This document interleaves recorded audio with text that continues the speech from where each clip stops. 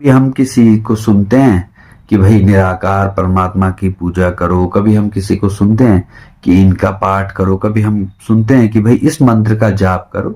तो भाई सदैव कंफ्यूजन रहता है। कभी कोई ग्रंथ पढ़ा तो उसी प्रकार की पद्धति हम अपना लेते हैं। तो वास्तव में हमारे लिए क्या बेस्ट होगा, तो जो आपके लिए बेस्ट है वो तो आप जानते हो, पर जो मुझे लगा अपने लिए मैं वह आपके साथ साझा जरूर करूंगा। तो देखो, जैसे आप बहुत से सिद्धांत मानते हैं, भगवान शंकराचार्य जी का अद्वैत सिद्धांत है या द्वैत है या विशिष्ट अद्वैत है, इन सबको पढ़ो ना आप। तो मैंने देखा कि अगर आपके लिए या मेरे लिए, मैं अपनी बात बताता हूं कि मुझे लगता है कि वह सिद्धांत मेरे लिए सर्वोत्तम है जिसमें एक परम शक्ति के प्रति मैं समर्पित हो पा रहा हूं। मतलब जैसे अद्वैत सिद्धांत कहता है कि भाई तुम में और ब्रह्म में कोई अंतर नहीं हो, मतलब दो नहीं, एक ही है। लेकिन अब आज जैसे मैं बोलूं कि एक ही है, तो वह तो एक प्रकार से अहंकार ही होगा ना। वह एक की भावना कब आनी चाहिए व्यक्ति को, जब उसको आत्म साक्षात्कार हो गया, जिसको कहते हैं ज्ञान हो जाना, या ये पता चल जाना कि आत्म साक्षात्कार का मतलब मुझे सीधा सा इतना ही सा लगता है कि व्यक्ति को यह समझ आ जाना कि वह सदैव ही है।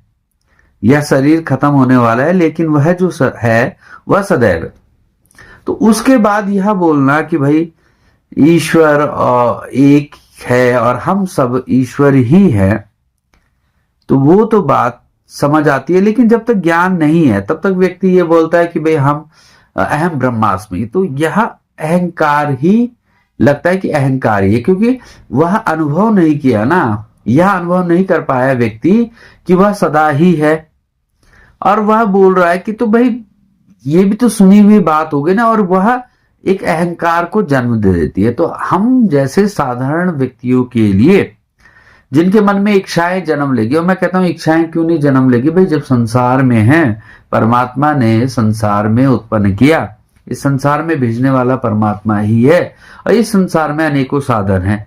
प्रत्येक व्यक्ति इन साधनों के प्रति कुछ ना कुछ मन में इच्छाएं आती है, और जो व्यक्ति के मन में इच्छाएं आई, जिस व्यक्ति के मन में इच्छाएं आई, उसके लिए एक मार्ग मैं मानता हूं, वह यह है कि परम सत्ता जो है वह विशाल बुद्धि की है और मैं अल्प बुद्धि का हूं। यह भावना, मैं अपनी इस अल्प बुद्धि से क्या कुछ कर सकता हूं, सीमित है ना।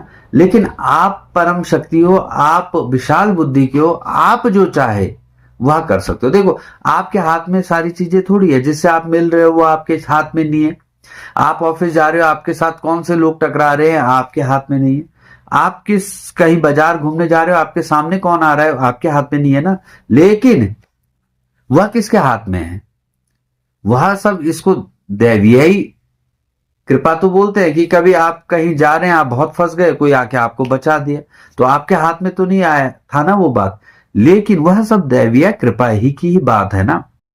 तो बस यह मान लेना, यह समझ लेना, मान लेना नहीं, समझ ही गए, क्योंकि आप समझो ना कि आप तो बहुत सूक्ष्म बुद्धि के लोग हैं ना। यह ब्रह्मांड तो बहुत विचित्र है और बहुत दिव्य है, इसको समझने का हमारा इतनी सामर्थ्य नहीं कि हम सब कुछ समझ जाएं।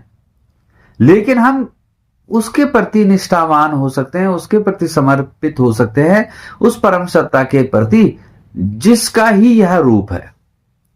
बस अपना अहंकार कम निश्चित हो जाएगा। जब आप आकाश के नीचे जाओगे, बाहर आप खुले आसमान में देखोगे असंख्य तारे, चंद्रमा, सूर्य, तो आपका अहंकार स्वयं ही, अगर आप समझने वाले हो, तो स्वतः समाप्त हो जाएगा। तो वह मार्ग मुझे लगता है हमारे लिए सर्वाधिक उपयोगी रहने वाला है, जिसमें हम अपने काम पूरे करें, अपने काम में पूरा 100% दे, निष्ठा दे।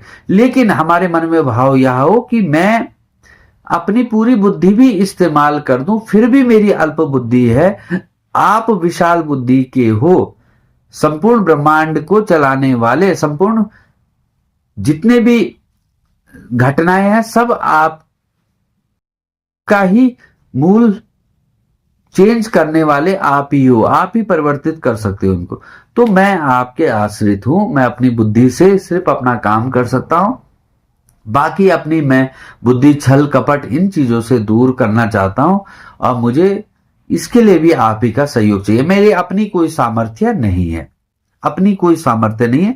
तो बस यही मार्ग मुझे लगता है सर्वोत्तम। और बाकी मार्गों से हम जो सुनी सुनाई बातें सुनते हैं, बातें कि भाई ईश्वर निराकार है, आप भी ईश्वरी हो, लेकिन भाई यह सुनी बातें जरूर है, लेकिन जब तक आपने अनुभव नहीं की तो वह आपको पड़ा हुआ ज्ञान घमंडी प्रदान करता है। और घमंड जो अहंकार जो है, वह अगर इसमें आपके प्रति, और जब आप, मैं कह रहा हूं कि इस निष्ठा के प्रति भाव, यह भाव अपने मन में भीतर जगा देते हैं कि एक परमात्मा परम शक्ति जो आपको मेरे लिए सही लगता है वो उचित करो, मैं अपना पूरा प्रयास करूंगा। तो मुझे नहीं लगता कि कोई भी काम, कोई भी बात ऐसी रह जाती है जिसको पूरा नहीं हो पाती। इच्छाएं जो भी है, इच्छाएं मनुष्य का स्वभाव है, इस भौतिक जगत में इच्छाएं होगी, उनको पूरा करने का दायित्व तो परमात्मा का है। आप अपना काम पूरी अच्छी निष्ठा के साथ कर सकते हैं। बस यही है। नमस्कार।